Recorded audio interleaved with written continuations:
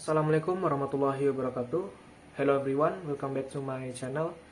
Jadi pada video kali ini saya akan mereview salah satu produk Apple, yaitu iPhone 12 Pro Max kapasitas 128 GB. Dan tentunya ini resmi iBox, jadi sinyalnya tidak bakalan diblokir. Dan juga saya akan memberikan tips kepada teman-teman semua yang ingin membeli iPhone bekas di marketplace ataupun Facebook, supaya terhindar dari penipuan atau iPhone yang rusak. Jadi iPhone ini saya beli dengan kondisi bekas atau second di marketplace. Dan untuk harganya sendiri saya membeli iPhone ini di harga 9.500.000. Dan seperti ini bentukan kotak dari iPhone 12 Pro Max yang saya beli. Di sini kotaknya masih original. Dan juga terdapat serial number atau nomor email dari iPhone-nya sendiri. Oke, mari kita buka kotaknya. Jadi seperti ini penampakan dari iPhone 12 Pro Max warna abu-abu. Bisa teman-teman lihat di sini masih mulus dan juga bersih. Untuk kelengkapannya saya mendapatkan manual book atau buku petunjuk dan juga SIM card injector, serta saya mendapatkan kabel charger. Untuk kabel chargernya sendiri ini sudah tidak original lagi teman-teman. Bisa kita lihat ketika kita tekukkan seperti ini, kabelnya langsung terlihat tidak elastis dan nampak bekas dari tekukannya. Ini menandakan bahwasannya kabelnya tidak lagi original. Selanjutnya kita lihat iPhone-nya. Di sini kita harus memastikan iPhone-nya berada dalam kondisi mulus, bersih dan tidak ada pengot pada bodinya. Dan seperti teman-teman lihat di sini masih mulus dan juga bersih serta tidak ada pengot pada bodi iPhone ini sendiri. Dan jika teman-teman menemukan bodi iPhone yang pengot, itu perlu diwaspadai, karena ketika iPhone itu jatuh dengan kondisi benturan yang kuat, bisa jadi menyebabkan ada beberapa komponen di dalamnya yang ikut rusak, atau mungkin kabel fleksibel atau kabel yang ada di dalam iPhone itu sendiri bisa lepas. Dan juga bisa menyebabkan kamera iPhone rusak, karena kamera iPhone ini sangat sensitif terhadap benturan. Oke, jadi seperti itu teman-teman. Selanjutnya mari kita nyalakan iPhone-nya. Untuk penggunaan harian iPhone ini sangat saya rekomendasikan bagi teman-teman yang sedang mencari iPhone bekas di budget 9 juta, karena baterainya juga sudah besar serta chipsetnya yang sangat mendukung, yaitu A14 Bionic, serta sudah bisa 5G teman-teman. Jadi itu sangat mendukung penggunaan harian. Selanjutnya kita bakalan melihat pada bagian dalam iPhone ini atau bagian sistemnya. Yang pertama kita ambil pengaturan atau setting. Kita ambil umum atau general, habis itu kita ambil mengenai atau about. Di sini kita harus memastikan bahwasannya iPhone ini benar-benar resmi iBox, yaitu dengan ditandai dengan dengan tanda PA garis miring A yang ada di nomor model. Ini menandakan bahwasannya iPhone ini resmi iBox. Dan juga mungkin ada beberapa reseller resmi juga, seperti kode belakangnya seperti IDA ataupun SA.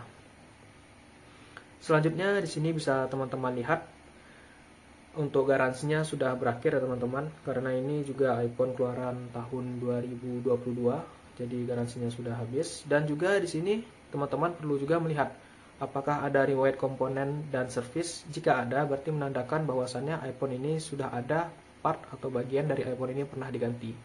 Tetapi itu tidak menjadi masalah jika atau asalkan part yang diganti memiliki kualitas yang bagus atau hampir sama bagus dengan kualitas original dari Apple-nya. Selanjutnya kita coba lihat pada bagian penyimpanan. Untuk penyimpanannya sendiri di sini ditunjukkan berada di angka 128 GB dan juga sesuai dengan yang tertera di belakang kotak iPhone-nya. Jadi itu menandakan bahwasannya kesesuaian antara iPhone ini dengan kotaknya. Oke, selanjutnya kita coba lihat pada bagian pembaruan perangkat lunak di sini sudah menggunakan iOS 18 kalau tidak salah ya, 18, dan juga masih bisa diperbarui. Oke, selanjutnya kita coba lihat pada bagian baterai. Untuk baterainya sendiri ini berada di angka 86%, masih cukup tinggi, dan jika digunakan harian tidak boros dan cukuplah untuk penggunaan 1 hari dan 1 kali charger. Dan bagi teman-teman yang bertanya apakah jika baterai health sudah menunjukkan service atau di bawah 80% apakah perlu langsung diganti, itu jawabannya tergantung teman-teman sendiri, apakah merasa iPhone itu sudah cukup boros atau tidak sesuai lagi dengan penggunaan harian, maka perlu diganti. Tetapi jika merasa masih belum atau merasa masih cukup, maka itu tidak perlu diganti. Dan saya pribadi bakalan mengganti baterai iPhone ini ketika baterai health atau kapasitas maksimumnya menunjukkan di angka kurang lebih 55%, dan itu baru saya ganti baterainya. Oke, selanjutnya kita lihat di bagian penggunaan dalam 9 hari terakhir. Di sini bisa teman-teman lihat penggunaannya 100% dan menghabiskan atau menampilkan layar kurang lebih 6 jam 8 menit. Ini menunjukkan bahwasannya baterai iPhone ini sudah cukup untuk penggunaan harian, dan terlebih lagi saya bermain game yang bisa dikatakan cukup berat juga seperti Mobile Legends dan Roblox, dan juga saya membuka sosial media. Dan seperti yang teman-teman lihat di sini baterainya bisa tahan selama 6 jam 8 menit dalam kondisi layar nyala. Oke, selanjutnya kita coba beralih ke mode kamera.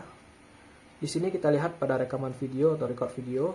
Di sini kita lihat mulai dari HD 720p pada 30 fps dan sampai 4K pada 60 fps. Ini harus teman-teman pastikan tersedia semua pada iPhone seri Pro. Dan juga di sini tersedia juga beberapa fitur lainnya seperti tampilkan format PAL dan video HDR. Oke, selanjutnya kita lihat pada rekaman slow-mo. Di rekaman slow-mo bisa teman-teman lihat di sini tersedia HD 1080p pada 120 fps sampai 240 fps. Oke, selanjutnya kita lihat di sini juga rekaman bunyinya sudah stereo yang dimana menggunakan speaker atas dan bawah yang menambah kesan pengalaman mendengar suara yang lebih baik. Selanjutnya di sini juga tersedia beberapa pilihan pengaturan seperti grid, kedataran, dan cermin kamera, dan beberapa pilihan lainnya. Itu bisa teman-teman sesuaikan dengan penggunaan teman-teman sendiri. Oke teman-teman, mari langsung saja kita masuk ke mode kamera. Jadi pada mode kamera ini kita perlu memastikan bahwasannya semua fitur atau mode yang ada di kamera ini bekerja dengan baik. Dan juga kita harus memastikan tidak ada masalah. Dan jika ada masalah pada kamera iPhone, maka biaya perbaikannya sangat mahal teman-teman. Dan kita perlu memastikan tidak ada masalah pada iPhone yang bakalan teman-teman beli. Jadi yang pertama kita coba pada mode foto. Untuk mode foto bisa teman-teman lihat di sini hasil gambarnya sangat jernih dan bersih, dan tidak ada seperti noda-noda hitam pada hasil gambarnya. Jadi seperti ini. Dan jika teman-teman hasil gambarnya ada noda hitam ataupun blur, itu bisa dipastikan bahwasannya kamera teman-teman berjamur ataupun sudah mengalami kerusakan. Jadi itu biayanya sangat besar teman-teman jika diperbaiki. Oke, selanjutnya kita coba pada mode video. Untuk mode video iPhone ini mentok di 4K 60 fps. Jadi mari langsung saja kita coba videonya.